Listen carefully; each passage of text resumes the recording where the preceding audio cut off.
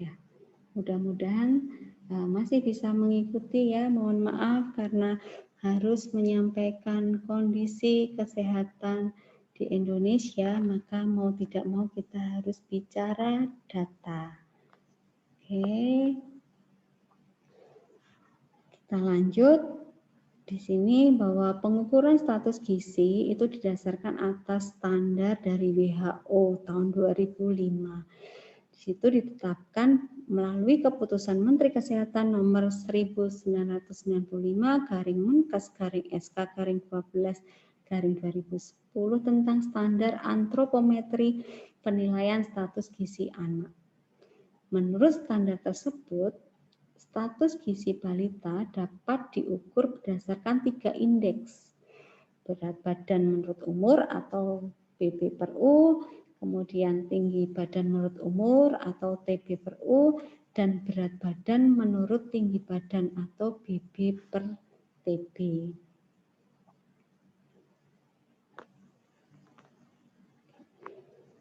Ya. Gizi kurang atau gizi buruk merupakan status gizi yang didasarkan pada indeks berat badan menurut umur atau BB/U. Dari riset kesehatan dasar atau Riskesdas tahun 2018 yang diselenggarakan oleh Kementerian Kesehatan, di situ menyampaikan bahwa persentase gizi buruk pada balita usia 0 sampai 23 bulan di Indonesia itu sebesar 3,8%. Sedangkan untuk persentase gizi kurang sebesar 11,4%.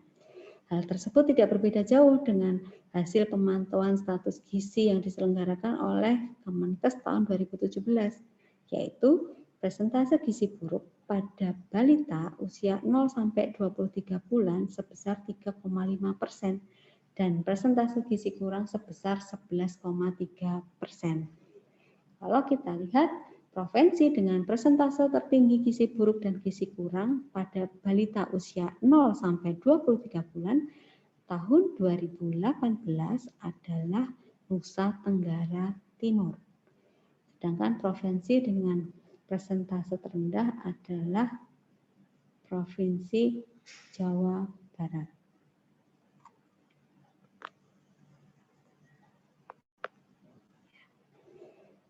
Pada balita usia 0 sampai 59 bulan, hasil Riskesdas tahun 2018 menyatakan bahwa persentase gizi buruk di Indonesia adalah 3,9%, sedangkan persentase gizi kurang adalah 13,8%.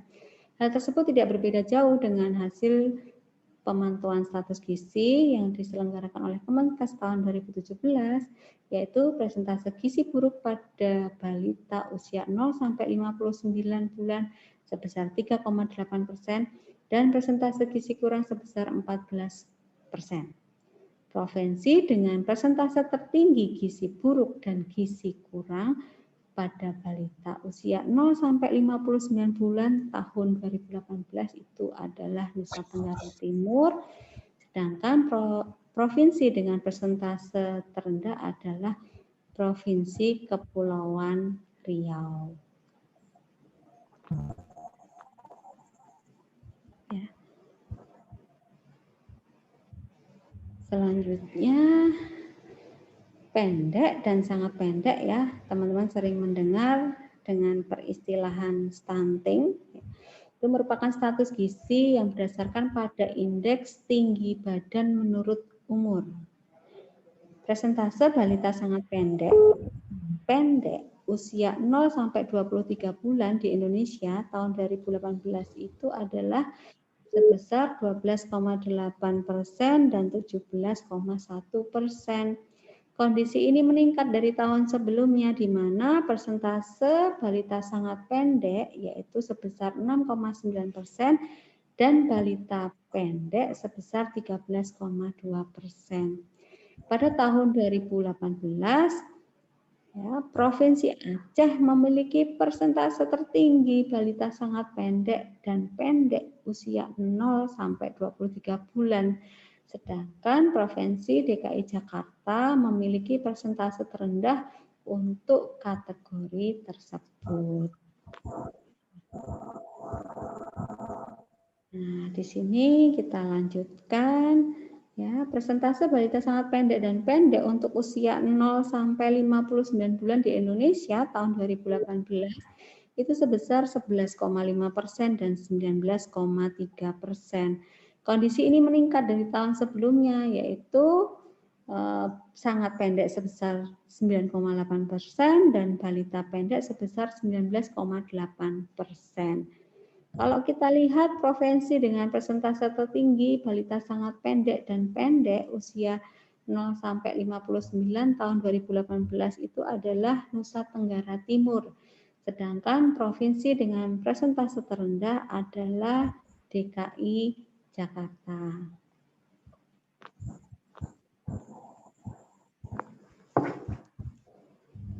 Ya, kita lanjutkan untuk kategori balita kurus dan sangat kurus. Itu merupakan status gizi yang berdasarkan pada indeks berat badan menurut tinggi badan atau BB per TB. Persentase balita sangat kurus dan kurus usia 0 sampai 23 bulan di Indonesia tahun 2018 adalah sebesar 4,5% dan 7,2%. Bila dijumlahkan, persentase ini cenderung turun dibandingkan dengan kondisi tahun 2017, di mana persentase balita sangat kurus dan kurus itu sebesar 3,9% dan 8,9%.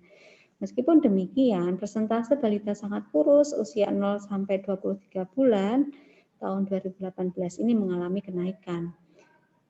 Mari kita lihat ya provinsi yang memiliki persentase tertinggi balita sangat kurus dan kurus usia 0 sampai 23 bulan tahun 2018 itu adalah Provinsi Maluku, sedangkan Provinsi Kalimantan Utara memiliki persentase terendah balita usia 0 sampai 23 bulan sangat kurus dan kurus.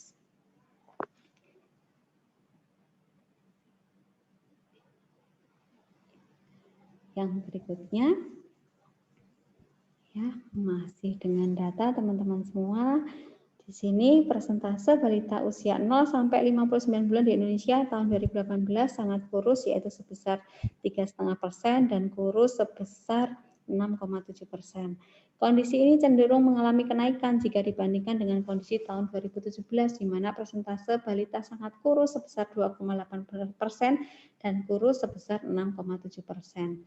Provinsi dengan persentase tertinggi balita sangat kurus dan kurus usia 0 sampai 59 bulan tahun 2018 itu adalah di Nusa Tenggara Barat, sedangkan provinsi dengan persentase terendah balita sangat kurus dan kurus adalah Kalimantan Utara.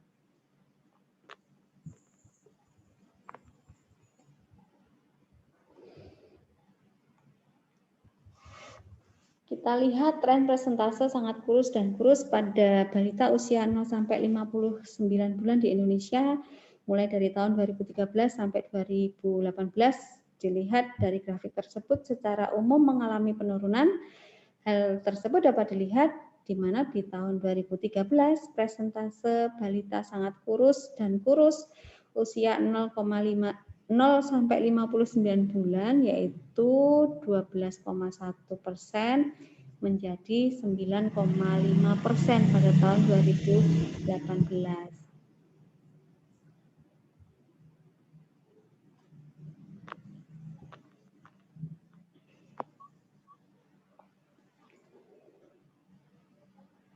Ya. Berikutnya, kalau kita lihat dari grafik ini ya, dari survei status gizi balita terintegrasi atau disingkat SSGBI oleh Balitbangkes Kemenkes tahun 2019, diketahui bahwa proporsi stunting tertinggi terdapat di Nusa Tenggara Timur, Sulawesi Barat, dan Nusa Tenggara Barat. Hasil ini hampir sama dengan Riskesdas tahun 2018, di mana proporsi stunting tertinggi ada di Nusa Tenggara Timur, Sulawesi Barat, dan Aceh. Sedangkan untuk proporsi stunting terendah, menurut data tersebut ada di Kepulauan Bangka Belitung, Kepulauan Riau, dan Bali. Dan kalau menurut Riskesdas terdapat di Bali, DKI Jakarta, dan di Daerah Istimewa Yogyakarta. Ya, kita lanjutkan terkait upaya dan penanganan masalah gizi. Dalam rangka menerapkan upaya gizi seimbang, setiap keluarga harus mampu mengenal, mencegah, dan mengatasi masalah gizi setiap anggota keluarganya. Hal ini sesuai dengan Peraturan Menteri Kesehatan Nomor 23 Tahun 2014 tentang upaya perbaikan gizi. Adapun upaya yang dilakukan adalah mengenal, mencegah, dan mengatasi masalah gizi, yaitu dengan cara menimbang berat badan secara teratur, memberikan ASI saja kepada bayi sejak lahir sampai umur 6 bulan, kemudian menu makanan yang bervariasi, menggunakan garam beriodium, dan pemberian suplemen gizi sesuai anjuran petugas kesehatan. Suplemen gizi yang diberikan menurut Peraturan Menteri Kesehatan Nomor 51 Tahun 2016 tentang standar produk suplementasi gizi meliputi kapsul vitamin A, tablet tambah darah, makanan untuk ibu hamil, anak balita, dan anak usia sekolah, makanan pendamping ASI, dan bubuk multivitamin dan mineral. Ya. Kalau kita lihat dari data yang ada, pada tahun 2019 secara nasional persentase bayi baru lahir yang mendapat IMD sebesar 75,58%. Angka ini telah melampaui target Renstra tahun 2019 yaitu sebesar 50%. Mari kita lihat provinsi dengan persentase tertinggi bayi baru lahir mendapat IMD adalah di Sulawesi Tenggara, yaitu sebesar 94,92%. Sedangkan provinsi dengan persentase terendah adalah Papua Barat atau sebesar 3,06%. Dan di situ ada 2 provinsi yang belum mencapai target Renstra tahun 2019 yaitu Maluku dan Papua Barat. Ya.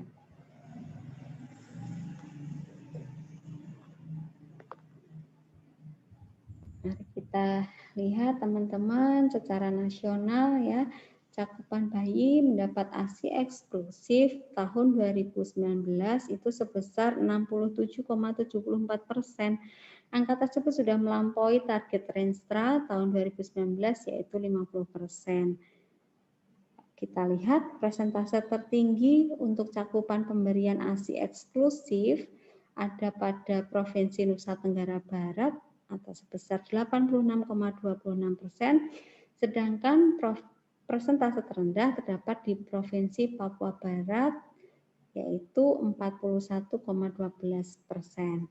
Masih ada 4 provinsi yang belum mencapai target Renstra tahun 2019 yaitu Gorontalo, Maluku, Papua, dan Papua Barat.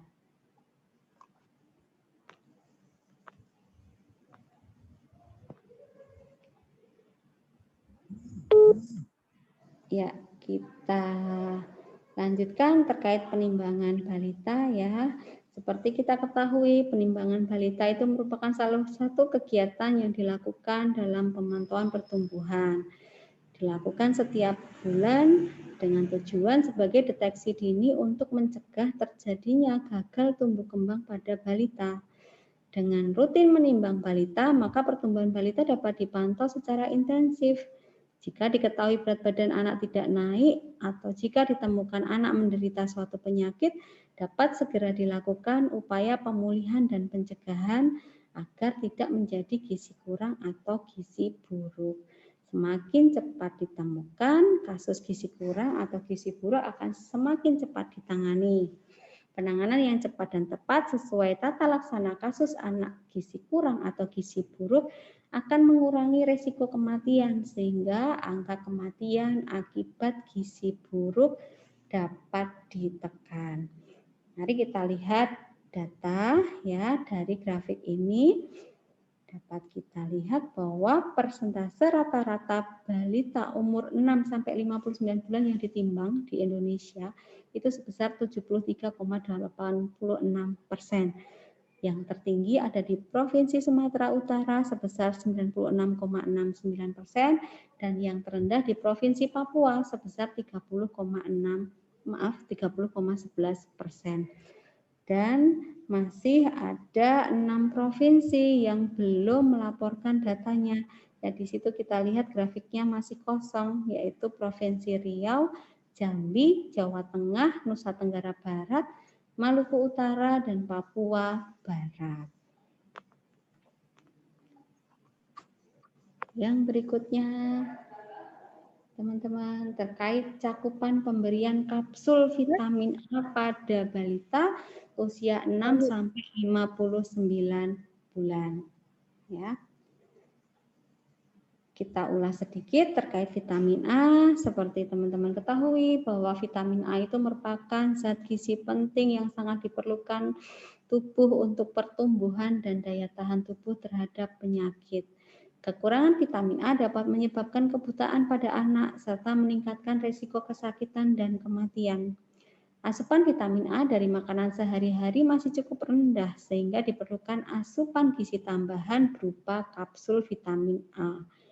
Menurut Peraturan Menteri Kesehatan Nomor 21 Tahun 2015 tentang standar kapsul vitamin A bagi bayi, anak balita, dan ibu nifas, di situ disampaikan bahwa kapsul vitamin A itu merupakan kapsul lunak dengan ujung nipel yang dapat digunting, tidak transparan, mudah dikonsumsi, termasuk dapat masuk ke dalam mulut balita. Ya, ada 2 jenis kapsul vitamin A yang diberikan pada bayi, anak balita, dan ibu nifas. Untuk yang bayi usia 6 sampai 11 bulan itu berwarna biru dengan kandungan retinol atau palmitat atau asetat sebesar 100.000 international unit. Sedangkan ya, yang satunya vitamin A untuk anak balita 12 sampai 59 bulan dan ibu nifas warnanya merah dan mengandung retinol atau palmitat atau asetat sebesar 200.000 international unit. Ya, dari data ini cakupan pemberian vitamin A pada balita di Indonesia tahun 2019 sebesar 76,68%. Provinsi dengan persentase tertinggi cakupan pemberian vitamin A adalah Daerah Istimewa Yogyakarta sebesar 100%. Sedangkan provinsi dengan persentase terendah ada di Papua yaitu 31,97%.